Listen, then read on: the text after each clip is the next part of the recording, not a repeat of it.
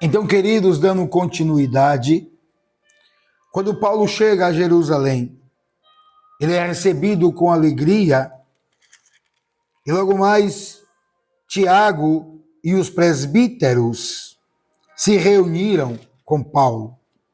Interessante que a preocupação dos irmãos que se encontram ali em Jerusalém é como Paulo seria recebido pelos líderes locais, pelos líderes judeus, que outrora, quando Paulo iniciara o seu chamado a serviço de Cristo, já intentaram contra a sua vida. E eles orientam que Paulo faça o que eles já tinham programado para Paulo. Havia ali 4 homens voluntários para se fazer um voto de raspar a cabeça e que acompanhariam Paulo até a sinagoga, até o templo.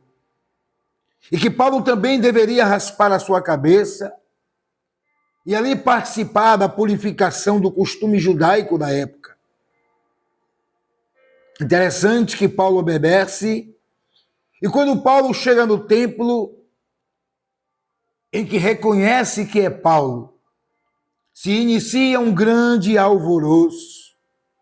Alvoroço esse que agarraram e prenderam a Paulo. E o texto é claro em dizer que começaram a espancar a Paulo.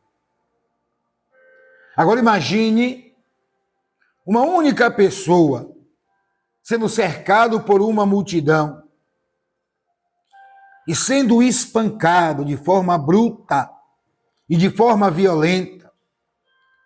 Tamanho foi o alvoroço que chamou a atenção das autoridades locais, a qual se achegaram, e os soldados tiraram Paulo do meio da multidão, dos seus agressores, e quando se dirigiam a levar Paulo à fortaleza, na escadaria que eles se dirigiam até a fortaleza, os soldados tiveram que erguer a Paulo, decorrente à multidão que tentava alcançar a Paulo para ceifar a sua vida. E no texto que nós lemos, quando Paulo observa que não mais está nas mãos dos líderes judeus e do povo, que intentavam contra a sua vida, acredito eu, pelo que diz as Escrituras, que se Paulo foi espancado, estava com o seu corpo debilitado. Que se Paulo foi espancado, Paulo estava com feridas, com dores, em todas as partes do seu corpo. Eu já fui acometido de um espancamento ainda na minha juventude, na minha adolescência. E eu sei bem o que é. Você está no chão, encolhido, recebendo pontapés, murros e muito mais. E Paulo pede ao comandante licença e se ele poderia falar com o comandante. Interessante que o comandante se surpreende por Paulo falar grego. E Paulo tem a permissão concedida. E o pedido de Paulo não é outro, a não ser de falar com o povo. E o comandante concede a Paulo. Irmãos, o Espírito Santo falou muito ao meu coração. Parece um relato simples. Parece um relato em que não podemos extrair qualquer coisa desse texto. Mas a palavra de Deus, ela se renova a cada dia, a cada manhã.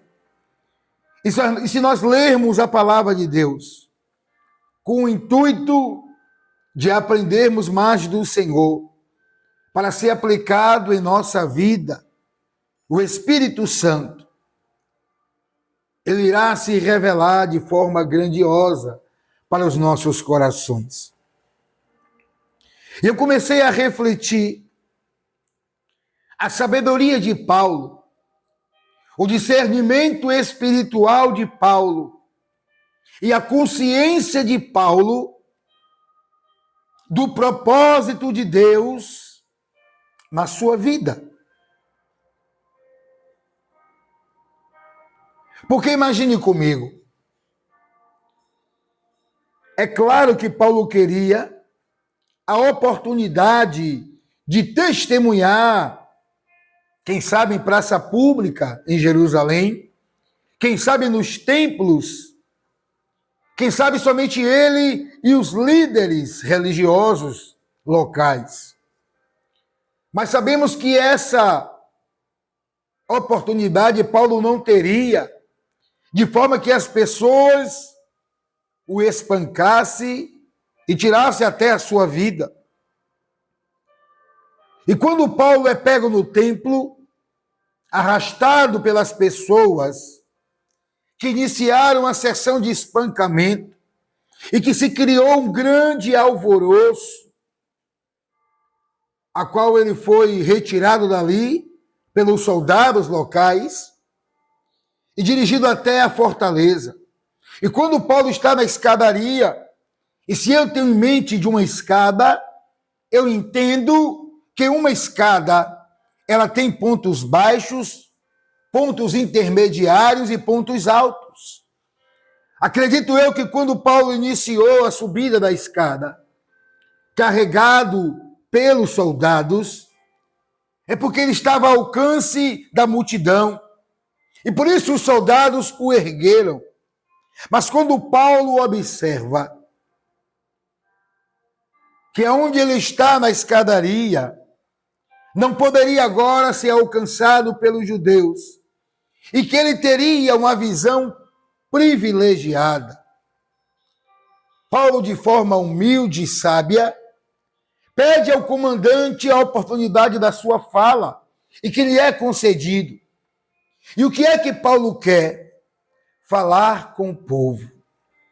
E no capítulo 22, Paulo apresenta a sua defesa, desde quem ele era antes do encontro com Cristo, até o dia em que ele estava sendo acusado pelo seu próprio povo de ser digno de morte. Queridos, o que Deus falou ao meu coração acerca dessa palavra? Detalhes da nossa caminhada para aqueles que têm um chamado na obra de Deus, para aqueles que trabalham para o Senhor e que muitas das vezes não entendem que na nossa caminhada nada é por acaso. Não existe coincidência no reino de Deus. Não existe coincidência na caminhada com Cristo. Tudo tem um propósito. Tudo tem um para quê e não por quê. Deus, por que isso não? Deus, para que isso? Deus, para que aquilo? E o que muitas das vezes acontece é que eu e você estamos, quem sabe, subindo uma escadaria, dolorido pelas pedradas, pelos chutes, pelas agressões da caminhada cristã e do evangelho, e concentramos a nossa atenção nas nossas dores, e concentramos a nossa atenção no sofrimento e do que nos espera as prisões, sejam prisões espirituais. Mas Paulo nos deixa um ensinamento. E que ensinamento é esse, evangelista? Das oportunidades que nos sobrevêm, das oportunidades que são postas diante de mim e de você, e que temos que estar atentos, porque é necessário que se cumpra o propósito de Deus na nossa caminhada.